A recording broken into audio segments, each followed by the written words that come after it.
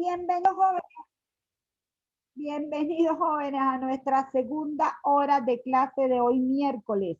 Estamos, no lo hemos dicho, hoy es 9 de junio, ¿ok? Entonces, bueno, queríamos volver a reforzar el concepto de los oferentes en el mercado del dinero. Ya hemos dicho que es el Banco Central y que son los bancos que reciben depósitos. ¿Qué es el Banco Central? La autoridad monetaria. Es una personalidad jurídica única, por lo menos en el caso de Venezuela. Cada país tiene un banco central, ¿ok? Y ese banco central puede imprimir, tiene el control de la impresión del dinero y tiene el control de la expansión primaria de la cantidad de dinero en la economía. En el caso de los Estados Unidos existen alrededor de 12 bancos centrales porque allí los estados suelen tener bastante autonomía.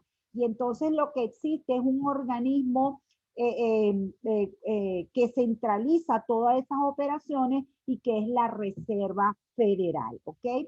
En el caso de la Europa Occidental existe el Banco Central Europeo porque los países de la Unión Europea también establecieron una unión monetaria, ¿ok?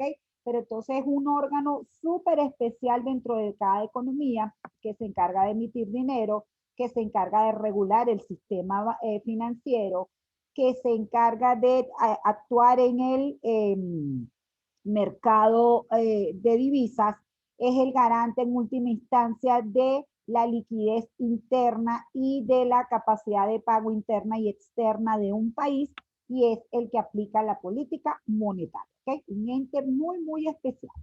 Luego tenemos los bancos. ¿Qué son los bancos? Un intermediario financiero que utiliza activos líquidos en forma de depósitos. Estos son activos líquidos de los agentes económicos, ¿verdad?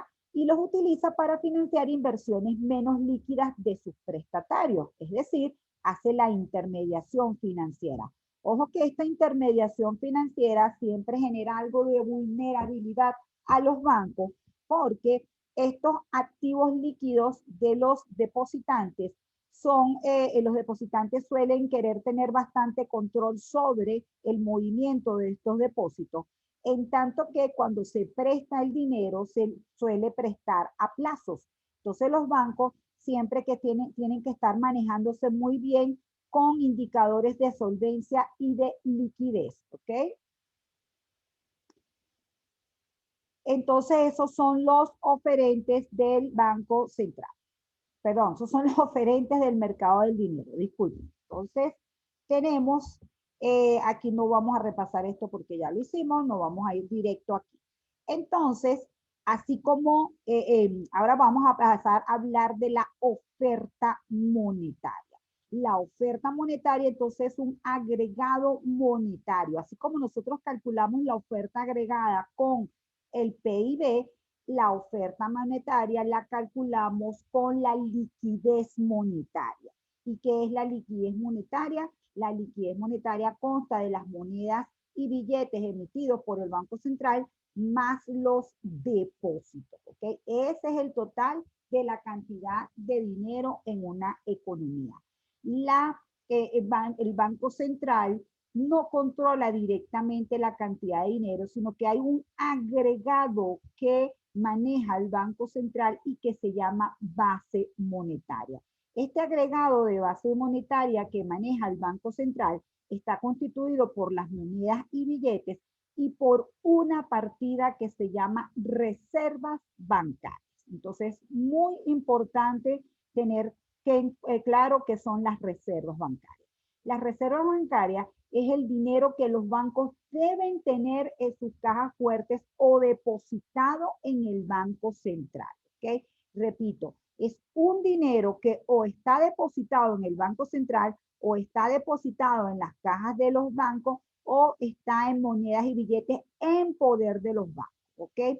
Lo cierto es que, así como les he hablado de que el efectivo es la parte más pequeña de toda la masa monetaria, igual pasa con las reservas bancarias, jóvenes. el mayor monto de las reservas bancarias son depósitos que tienen los bancos en el Banco Central.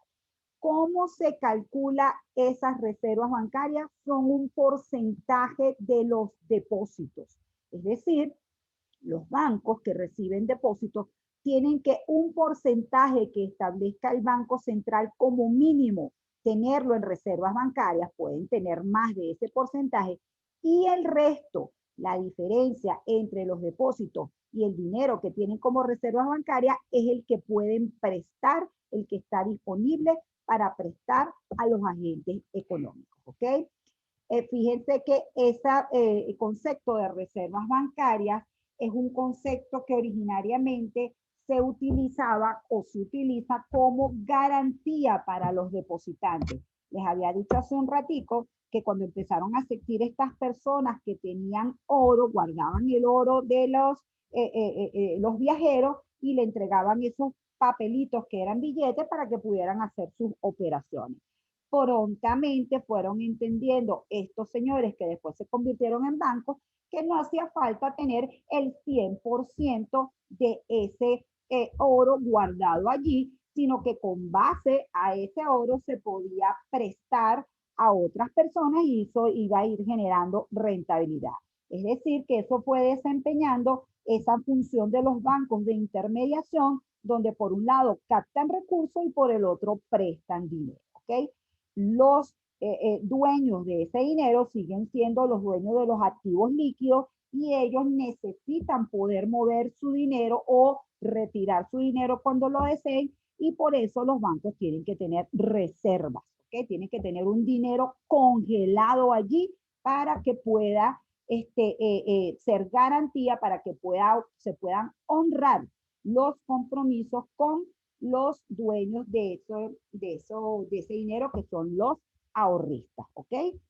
Entonces, fíjense que estamos hablando, o hemos hablado hasta ahora, casi que desde la primera clase, que existe un indicador llamado liquidez monetaria y que es la oferta monetaria, ¿ok? Y que esta liquidez monetaria está constituida por las monedas y billetes y los depósitos en el sistema bancario. Ahorita, entonces, acabamos de decir, el Banco Central, el indicador que tiene directamente, en el cual él maneja directamente, se llama base monetaria e incluye las monedas y billetes y las reservas bancarias, ¿ok? Fíjense que la base monetaria es lo que llamamos emisión primaria de dinero, y solo el componente de monedas y billetes es lo que forma parte de la oferta monetaria. Obviamente las reservas bancarias no son oferta monetaria porque esto es un dinero que está congelado, que está inmovilizado, ¿ok? En el caso de la oferta monetaria, pues entonces estas monedas y billetes, cuando entran al sistema financiero, empieza a generarse una actividad de depósitos y de préstamos, ese dinero que es prestado vuelve en forma de depósitos y va expandiendo la cantidad de dinero. Esto se llama, este dinero base, cómo se expande en el sistema financiero, se llama emisión secundaria de dinero, ¿ok? La forma de contabilizar esa oferta monetaria, entonces, bueno, vamos a definirla primero, son pasivos del sistema bancario con el sector privado. Repito, pasivos que tiene el sistema bancario con el sector privado, ¿ok? ¿Cómo se calcula? A través de la liquidez monetaria. La liquidez monetaria, y aquí entonces es importante entender el concepto de liquidez, mientras un activo pueda ser más fácilmente intercambiado por bienes y servicios, se considera más líquido. Por eso es que el efectivo es lo más líquido que tenemos en activos financieros, porque el efectivo directamente se intercambia por otros bienes y servicios. Si usted tiene una cuenta de ahorro, también se considera que es bastante líquido, ¿ok? Porque si usted tiene una tarjeta de débito, perdón, porque usted puede pagar con esta tarjeta de crédito. Siempre podrá haber el altercado, que en otros países no lo consideran, de que en ese momento no haya luz y entonces usted no puede hacer esa transferencia, ¿sí? Lo cierto es que en la medida que los instrumentos financieros van siendo menos movibles, ¿ok? Se consideran que son menos líquidos y se van alejando del concepto de dinero. Eso sí, ¿por qué inclusive las cuentas a plazo se consideran dinero? Porque bueno, usted puede haber establecido con el banco que va a depositar un dinero y que no lo va a mover en los próximos 3 meses. Pero a usted se le presenta una urgencia y usted va al banco y dice, mire, yo de verdad necesito poder movilizar mi dinero. El banco le dice, bueno, está bien, le vamos a cobrar una penalidad, ¿verdad? Porque usted está faltando a su compromiso de los 3 meses, pero con después de esa penalidad, aquí usted tiene su dinero y usted puede usarlo para lo que necesite, ¿ok? Entonces, repito, jóvenes, todo activo financiero, que sea dinero o que sea cuentas de depósito, que sea efectivo, perdón, o que sea cuentas de depósito, es considerado dinero, ¿ok? Es activo monetario. Luego están las acciones, los bonos, que entonces esos son activos financieros que no son considerados dinero. Y si recuerdan, les había dicho que tiene su propio mercado donde se transan, que es el mercado de valores. ¿Ok? Entonces, bueno, entendamos que la liquidez monetaria, entonces, lo que hacen las economías es calcular tramos de la liquidez monetaria y veamos cómo es en Venezuela esa cuenta, que de paso ya la habíamos visto, ¿sí? Recuérdense que la oferta monetaria entonces se divide en circulante o M1 y que este tramo contiene las monedas y billetes y los depósitos de ahorro transferibles, así como las cuentas corrientes, ¿ok? Esto en el sistema financiero también se le suele decir dinero. A mí no me gusta decirle dinero, jóvenes, porque me preocupa que entonces crean que esto no es dinero y todo es dinero, ¿sí? Absolutamente todo es dinero. Entonces, yo prefiero que le digan circulante o M1 a este tramo que nada más incluye el efectivo, los depósitos a la vista y los depósitos de ahorro transferible. Obviamente, este tramo que está aquí está muy vinculado a las transacciones de compraventa de bienes y servicios, ¿sí? Es ese dinero más líquido que tienen los agentes económicos para intercambiarlo por otros bienes y servicios. Luego viene un segundo tramo que es el cuasi dinero, ¿ok? Y en el cual ya estos activos son menos líquidos. Tenemos los ahorros no transferibles, los depósitos a plazo y los certificados de participación. Todos estos son instrumentos en los cuales la gente los tiene allí porque obviamente estos instrumentos tienen una mayor tasa de interés, generan una mayor rentabilidad que estos que están aquí. ¿Cuál es la desventaja? Que son menos líquidos, ¿ok? En la fuente, en la práctica, la fuente de financiamiento de la inversión es posible porque existe este tramo, ¿sí? Repito, no es que todo el ahorro está aquí en estas cuentas, no. Acuérdense que el concepto de ahorro global que nosotros tenemos es un concepto de que el ahorro es la diferencia entre el ingreso y el consumo y que ese ahorro puede ir al mercado monetario o al mercado de otros valores o activos financieros, ¿ok? A cualquiera de los dos mercados y que ese ahorro es el flujo que alimenta año tras año la riqueza financiera de un país. En la práctica, para tratar de ver si las fuentes de ahorro están mejorando, se suele ver el comportamiento de este componente que está aquí, porque este componente de alguna manera es la gente manteniendo el dinero en el mercado de dinero más como depósito de valor. En cambio, este tramo que está aquí es el que mantiene la gente más que todo para hacer los intercambios. ¿Estamos claros hasta allí o alguien quiere preguntar algo? Ya, profe, lo del cuacinero es que no lo vi tan bien. Es que, Ya se lo vamos a enseñar por aquí. Véngase para acá. De hecho, lo estoy buscando aquí. Entonces, se supone que estos son conceptos que ya vimos, ¿sí? Pero no importa, los volvemos a ver. ¿Se acuerdan de este cuadro en la presentación del tema 1? Lo estoy colocando en grande para que se vea bien. Me avisan cuando se vea bien. Aquí está, ¿verdad?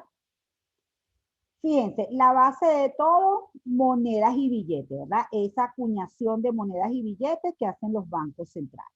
Los depósitos a la vista es lo que llamamos cuentas corrientes. ¿Qué son las cuentas corrientes? Recuérdense que son fondos que se giran a través de chequeras, ¿sí? Luego tenemos los depósitos de ahorro transferibles, que son todos estos instrumentos de ahorro que se pueden mover libremente con tarjeta de débito, ¿sí?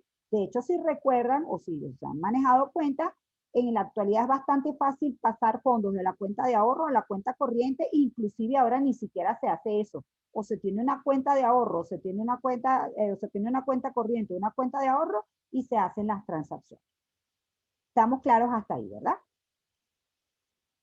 La suma de esas monedas y billetes y de esos depósitos transferibles es lo que llamamos M1 y ven que el banco lo llama dinero, el Banco Central. Le dice dinero y M1 para decir entonces que hay un primer tramo que se llama dinero, ¿sí?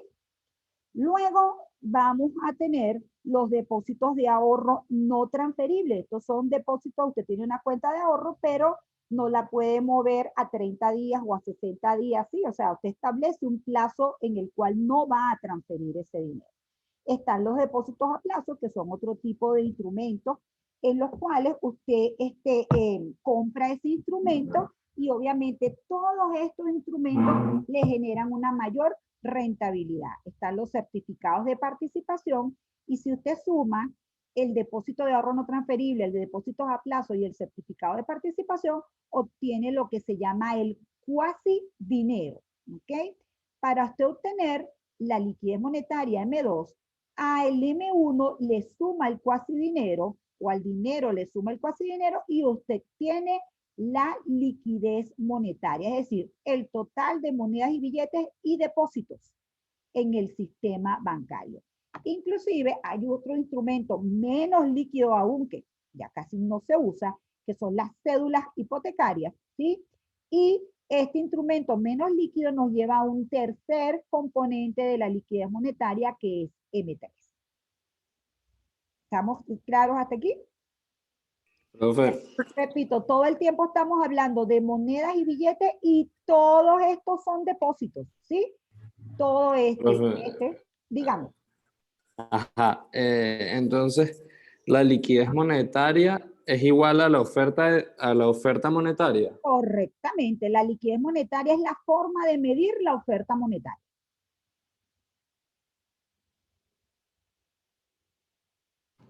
Repito, así Profe, como entonces liquidez monetaria es M1 más M2 más M3. pero no los puedes hacer sino de la siguiente manera. Si a M1 le sumas el cuasi dinero, tienes M2. Si a M2 le sumas las cédulas hipotecarias, tienes M3. Es decir, es una cosa acumulativa, ¿sí? La liquidez ampliada de M3 incluye a las cédulas hipotecarias y a M2. M2 incluye a M1 y al cuasi dinero. Y M1 incluye solamente las monedas y billetes, los depósitos a la vista y los depósitos de ahorro transferibles, ¿sí? Como ir engordando el concepto, metiéndole instrumentos cada vez menos líquidos, pero todos son instrumentos del mercado monetario, ¿sí? Entiendo. Ok, profe. Ok, ahora fíjense otro detallito importante que era donde yo trataba de apuntalar la cosa. Si ustedes se dan cuenta, en Venezuela el componente de monedas y billetes es mucho menor, pero muchísimo el total, sí, es algo así como el 5 o 6%. Repito, eso es normal en casi todas las partes del mundo. Lo que no es normal es que el componente de M1 sea casi el 100% del total de la liquidez monetaria, ¿sí? En una economía, por ejemplo, la estadounidense, este tramo de M1 es como el 30%, el 40%, y el tramo del cuasi dinero es como el 60%. ¿Por qué? Porque en Estados Unidos, donde no hay tasas reales negativas, la gente sí tiene depósitos o tiene depositado el dinero como depósito de valor y tiene allí una cantidad de recursos que son utilizados para que se puedan canalizar hacia la inversión. ¿Me están entendiendo la idea? No tengo el cuadro aquí, pero lo podemos ver en otro No, momento. profe. Fíjense, Este es el cuadro que está aquí en Venezuela. En Venezuela, ¿tiene sentido tener dinero en el banco inmovilizado? No, No, ¿por qué no? Porque porque pierde te valor. Se pierdes, devalúa. ¿Y pierdes cómo todo. sabemos que se devalúa? Bueno, resulta que si usted va al banco, se va a conseguir, si acaso se consigue a alguien sentadito por ahí ofreciéndole los instrumentos, porque ya casi ni personas hay, le va a decir que la tasa de rendimiento es, supóngase que le diga 30% anual, ¿ok? Y usted se enfrenta a una inflación de 2000%. ¿Qué significa eso? Que al final del periodo a usted nada más le van a dar una prima del 30% y su dinero habrá perdido casi 2000% de valor. Quiere decir entonces que usted dice, ni de chiste meto yo mi dinero en el banco, ¿sí o no? Eso significa que Exacto, los profe. agentes económicos toman en cuenta el precio del dinero, que es la tasa de interés nominal, y también toman en cuenta el precio relativo del dinero, que es la tasa de interés real. La tasa de interés real, ¿cómo la obtenemos? La tasa de interés nominal menos la inflación. Eso es una distorsión de la economía, de economías que tienen problemas de confianza en su moneda. En una economía normal, ¿verdad? Hay un fuerte peso de el componente que llamamos M1, pero el mayor peso suele estar en el componente que llamamos M2, ¿ok? Inclusive ahorita, donde las tasas de interés son bastante bajas en la mayoría de los países, este componente de M2 suele tener un porcentaje importante dentro del total de la liquidez monetaria. Veámoslo aquí en cifra. El total de la liquidez monetaria es 563.245.363 millones de bolívares. El total de M1, que incluye las monedas y billetes, los depósitos a la vista, que son las cuentas corrientes, y los depósitos transferibles, es 562.092.965. 562 entre 563, ¿cuánto pesa? Casi que el 99%, Bueno, ¿no es así? casi el 90, ¿no? Claro. Casi, no, el 90, mira, 562 entre 563%. Sí, sí, mucho más, mucho más. Casi que el, no, casi que el 100%, ¿sí? Eso es lo que eso significa que el cuasi dinero es apenas 1.152.388. Lo que yo estoy diciendo es que es una economía, llamémosla sana, y que nosotros la tuvimos en algún momento, ¿sí? No, esto no siempre ha sido así. Esto, de este 563, póngase que aquí hay 150 y el resto está aquí como cuasi dinero. ¿Lo ven?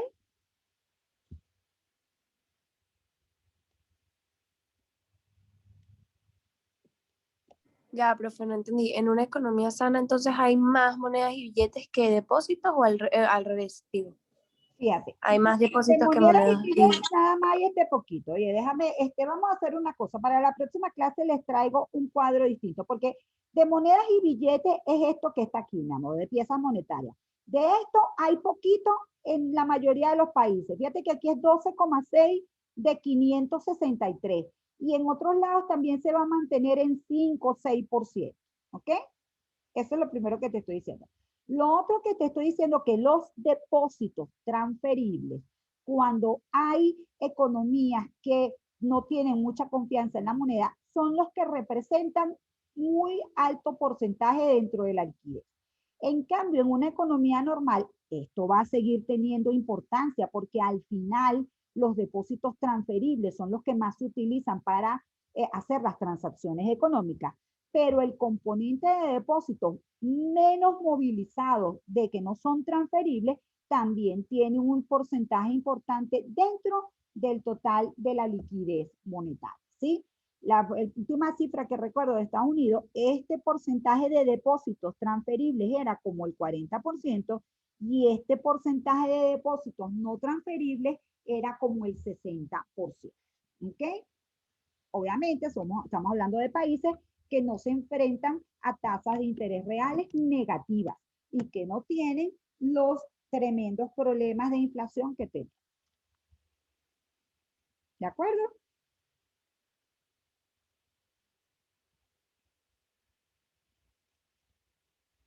¿Alguien dijo que sí?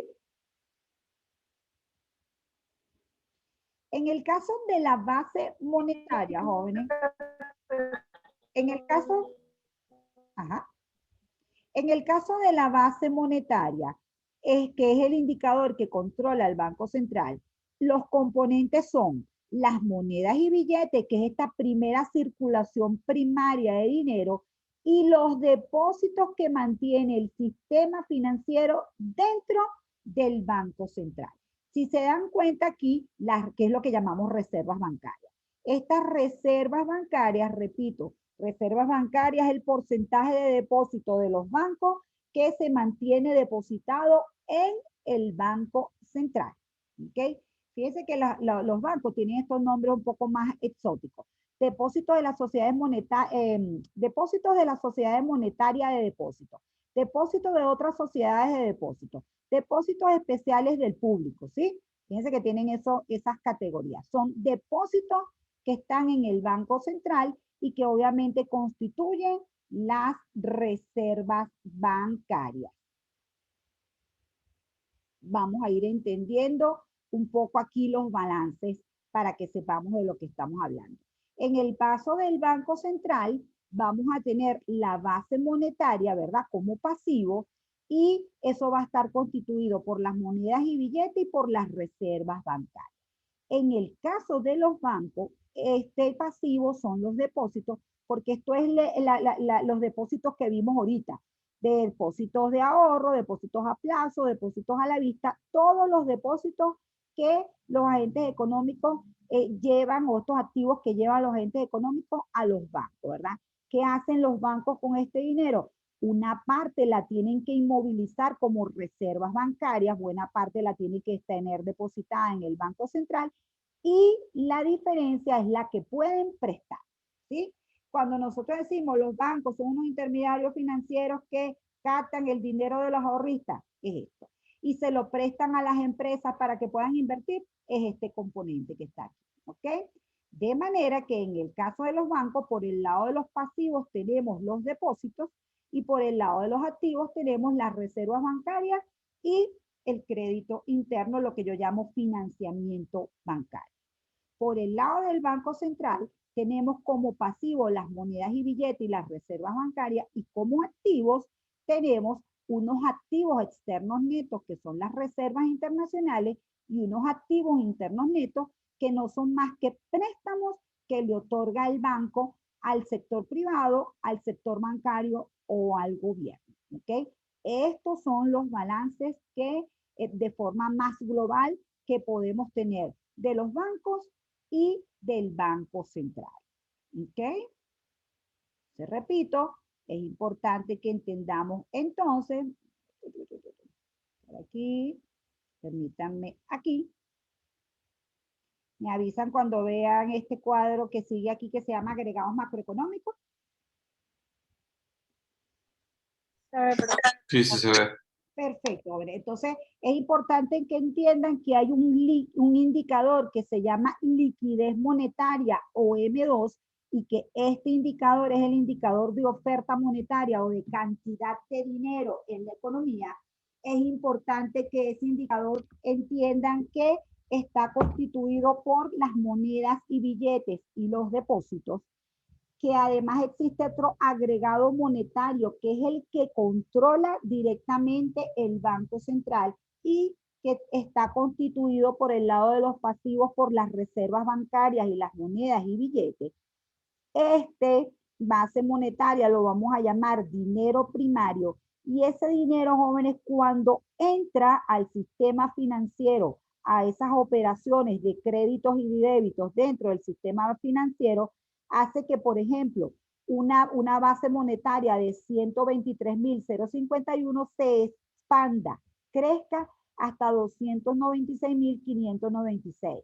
Que una base monetaria en el 2011 de 172.750 se expanda hasta 446.617. Es decir, jóvenes, el dinero primario cuando entra al sistema financiero se multiplica y eso se llama multiplicador monetario. Y lo vamos a conocer como el número de veces que se expande el dinero primario. Vamos a ver eso con un ejemplito para poder entenderlo mejor.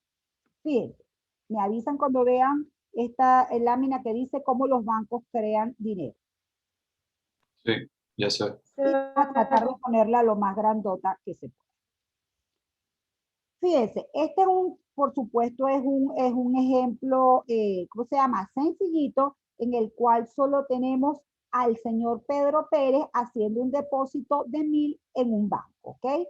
Y asumimos que la exigencia de reservas bancarias es 10%, y además asumimos, para simplificar todo, que este señor Pérez no tiene dinero en efectivo, sino que, es decir, que no existe dinero en poder del público, sino que todo el dinero son estos 1,000 que tiene el señor Pedro Pérez y que los deposita, supóngase que sea en el banco provincial. ¿Cómo va a ser el balance de este banco provincial? Primero va a tener un depósito de 1,000, ¿verdad? Va a tener un depósito de 1,000 por el lado de los pasivos y por el lado de los activos obligatoriamente tiene que tener 100%, 100 bolívares guardados como reserva bancaria, pero él puede prestar el resto que son 900, ¿ok? Cuando este banco presta 900 a, supóngase, no sé, Jesús Ojeda va a hacer, el banco le va a crear una cuenta de depósito a Jesús Ojeda donde le deposita este dinero que está aquí, ¿sí? Quiere decir que ahora las cuentas de depósito en el banco son 1,900, porque para poder otorgar ese préstamo a Jesús Ojeda, ese dinero tiene que ser contabilizado en una cuenta de depósito. No solamente eso, jóvenes, sino que todo el dinero que reciben las personas, ¿verdad? Como préstamo, vuelven al sistema bancario en forma de depósito. O en ese momento, o después que se compra una maquinaria, alguien devuelve ese dinero y eso hace que el dinero se expanda dentro del sistema financiero. Obviamente, ¿por qué es posible que se expanda? Porque no es una mercancía física, jóvenes. No es una cosa que para producirla hay que combinar maquinarias y equipos y no sé qué. No, es una mercancía que se mueve mucho de forma contable y entonces permite que haya estos crecimientos que están aquí. Por ejemplo, cuando se pagan intereses, se supone que el banco le puede pagar los intereses a el señor Pedro Pérez. ¿Cómo? Bueno, él ha prestado el dinero, le ha cobrado un interés a lo que les prestó el dinero y con ese dinero le ha pagado una prima a el señor Pedro Pérez, que fue el que hizo el depósito original. Esos jóvenes hace, repito, que haya una multiplicación del dinero y eso se llama multiplicador monetario. Entonces, el multiplicador monetario es las veces que se multiplica el dinero base. En este caso, fíjense cómo esta iteración que ocurre aquí, ¿verdad? Va a generar depósitos que van a llegar hasta 10,000. ¿Por qué este depósito no se siguió multiplicando? Porque el depósito inicial ya vemos cómo poco a poco va quedando como reservas bancarias. No me importa tanto si usted me entiende este proceso matemático que está aquí. Lo que sí me interesa, jóvenes, es que usted vaya captando la idea de que el dinero primario entra al sistema financiero y contablemente es posible seguir expandiendo ese dinero y un depósito que inicialmente era de 1,000 termina convertido en un depósito que ha crecido 10 veces. Es decir, en el total de todos los bancos usted va a tener 10 millones de bolívares en depósito y del lado de los activos va a tener reservas bancarias por 1,000 y todo el resto del dinero colocado en créditos como 9,000. Por eso es que cuando yo les digo que el dinero está respaldado en créditos, esto es a lo que me refiero. ¿Cuál es el respaldo de estos 10.000 que están aquí, jóvenes? Estos 9.000 que están convertidos en crédito. Obviamente la solvencia y la solidez está en la capacidad de pago que tengan todos los que han recibido este dinero, y por eso es que es muy importante trabajar con los criterios de solidez y de solvencia y de liquidez con los bancos. ¿Cómo vamos con esta parte que está aquí? Se entiende, profe, se entiende. ¿Quién más? Esto hay que irlo masticando poco a poco, ¿ok? Pero es importante ir entendiendo que es una realidad, que así ocurre en el sistema financiero mundial, ¿ok? Por ejemplo, en el mercado petrolero ocurren unas transacciones reales, ¿verdad? Donde efectivamente se producen unos barriles de petróleo y esos barriles de petróleo son vendidos en ese mercado real. Pero resulta que en el mercado financiero hay unos títulos que son respaldados, unos contratos que se crean en base a esa entrega de petróleo. Esos contratos, que son papeles, que son instrumentos, pueden llegar a representar 10, 15 veces la transacción original. ¿Por qué? O 10, 15 veces el total de barriles que se transan en el mercado físico. ¿Por qué? Porque allí ese contrato va cambiando de manos, va generándose allí un movimiento financiero que hace que ese activo financiero vaya adquiriendo valores y valores y valores cada vez mayor. ¿Ok? No entiendo tu pregunta, Rosa. Profe, que cuando llega el depósito y se guarda en reservas bancarias, ¿ese porcentaje que guarda el banco es siempre el 10% o cuánto? No, cambia dependiendo, y además existen dos reservas, las reservas bancarias exigibles, que son exactamente el porcentaje que diga el Banco Central que se debe tener como reservas bancarias, el porcentaje de depósito que se debe tener como reservas bancarias. Y luego están las reservas bancarias como ese dinero, porque los bancos pueden decidir tener más reservas bancarias de las que exige el Banco Central. Lo que sí es seguro es que no puede tener menos. Al final del día tiene que tener el depósito que exige el Banco Central, el porcentaje de depósito que exige el Banco Central. Si al final del día sus operaciones lo han llevado a tener un porcentaje menor, tiene que pedirle prestado a los bancos para poder al final finalizar el cierre del día con ese depósito mínimo exigible. Ahora puede tener más de eso. Nos queda un minuto, jóvenes. Cualquier pregunta seguimos por WhatsApp y estamos pendientes para seguir nuestra este tema que estamos viendo mañana, ¿de acuerdo? Ok, profe. Buen provecho, jóvenes. Estamos en contacto.